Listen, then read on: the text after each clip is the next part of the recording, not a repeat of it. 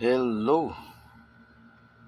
Ah, Today o sa araw na ito ay tuloy natin yung ating pag-aaral, no?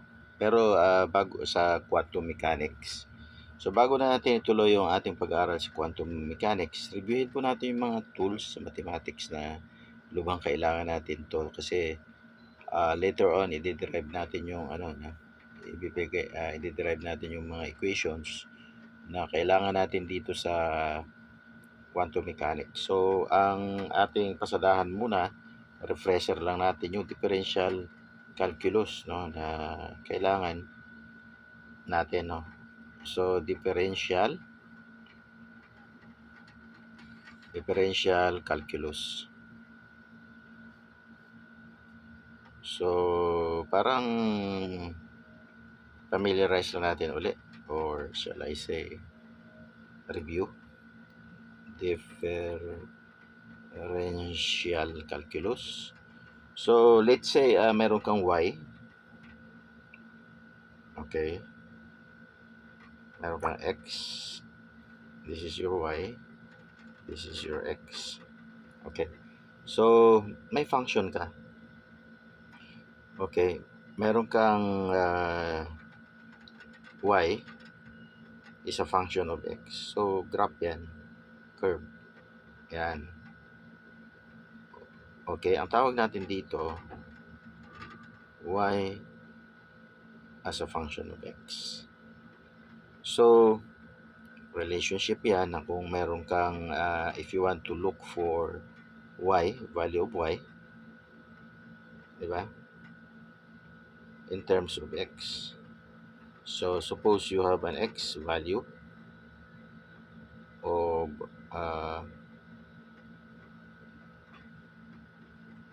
uh, shall I say 1, there will be a corresponding value of y kasi y is a function of x. Diba? So, kapalit lang ako ng kulay. On the other hand, if I have a value of y2, so I have a corresponding value yx, I have a corresponding value of y2.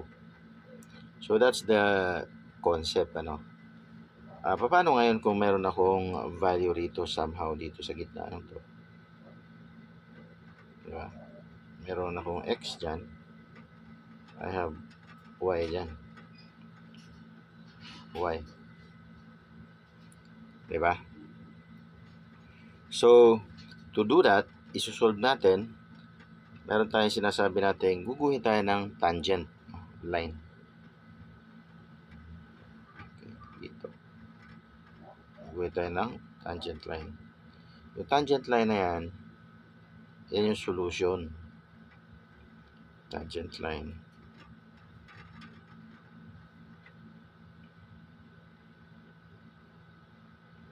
Okay, yan yung solution. So, ang ibig sabihin yan, yung meron tayong notation, no? Itong Leibniz notation, yung yun na nga, yung y function of x. Leibniz yan eh. Leibniz.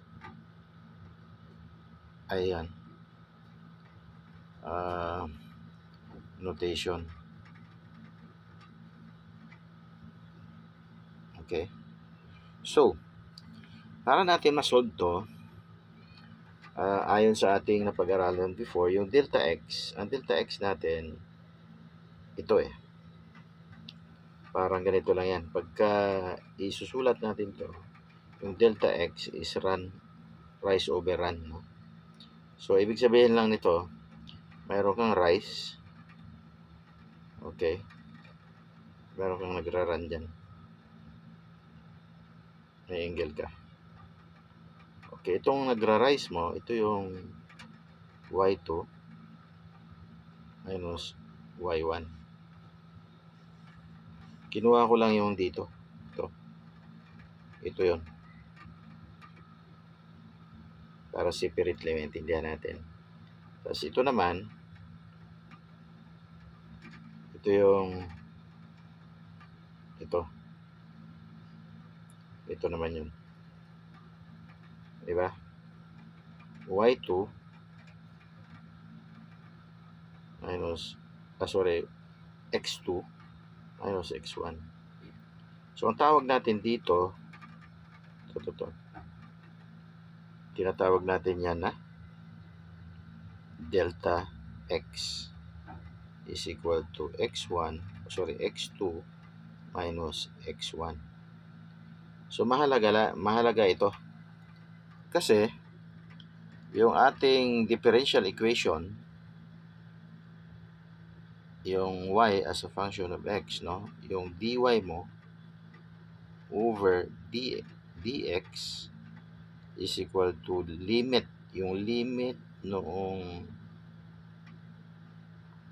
delta x mo approaches 0, yung dy dx mo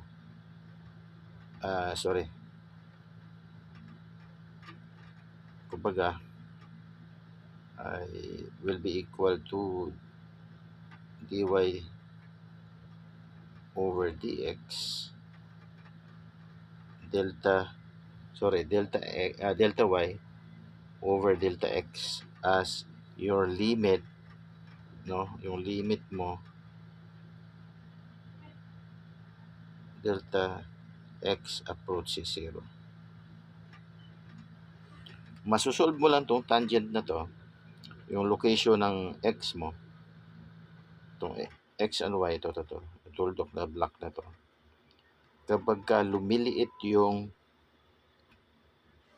delta x mo, pag siya napupunta na, nagiging 0 na, lumiliit na siya, napunta na siya sa tuldok na to. Ang tuldok na yan yung solution. So yun lang ibig sabihin yan. Okay? So ngayon yan ay first, kumbaga, lower degree derivatives ang tawag dyan. Lower degree derivatives. So ngayon, pwede tayong pumunta sa higher degree of derivatives. So higher order derivatives pala. Ngayon yung higher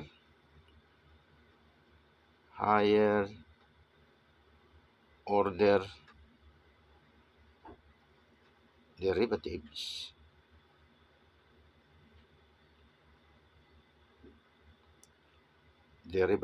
no? So supposed to be I will take the derivatives of dy, derivative na siya, I will take the derivatives pa. Okay? So I will take the derivatives of the first derivatives, that is equal to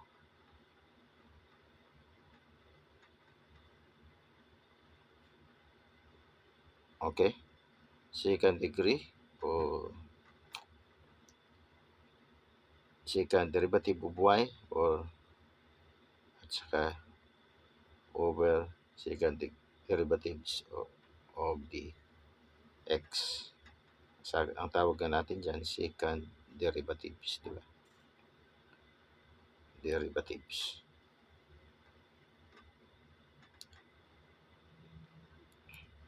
Okay, ngayon, kung gusto kong ito, i-derivatives ko ulit, I will take the derivatives of the second derivatives, and that will be equal to d over dx. I'll get the derivatives of the second derivatives of y over dx. Okay, and that is equal to the third derivative of y over the third derivative of x. So on and so forth lang yan. Okay? Ang tawag natin dito, second derivative. This is the third derivatives. Okay? Derivatives.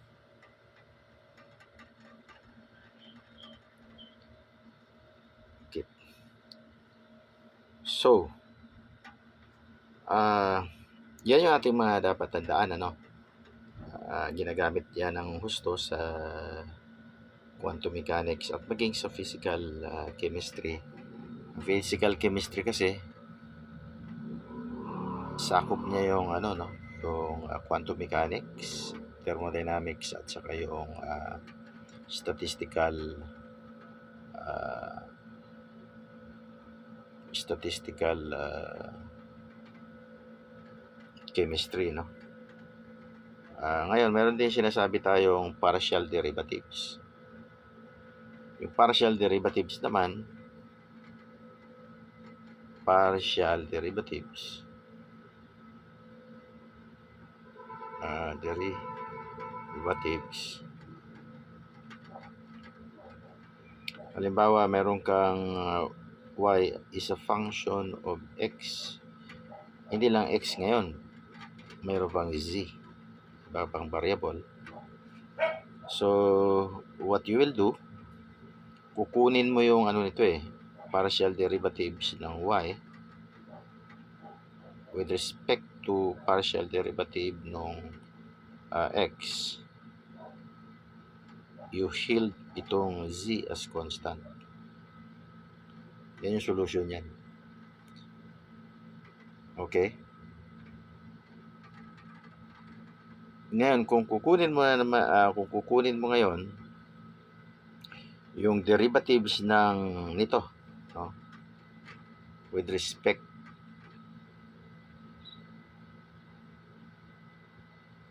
to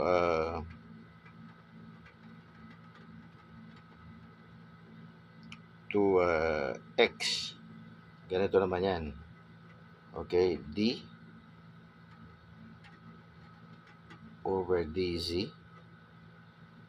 times the partial derivatives of y with respect to partial derivative of x. You held z constant, right? And then that is actually equal to the partial derivative square of y over partial derivative of z, tapos partial derivatives of x. So ito, mix na to. Mix partial na. Pumapasok na siya ngayon sa mix partial. So, ito lang naman yung mga dapat natin i-review. Balikan natin yung ating mga pinag-aralan before para hindi tayo mahirapan sa ating tuloy-tuloy na pag-aaral, no? So, application to ng differential calculus, just a review. Higher order derivatives and then partial derivatives, which you have also mixed partial. So yun lang. Thanks. Bye for now.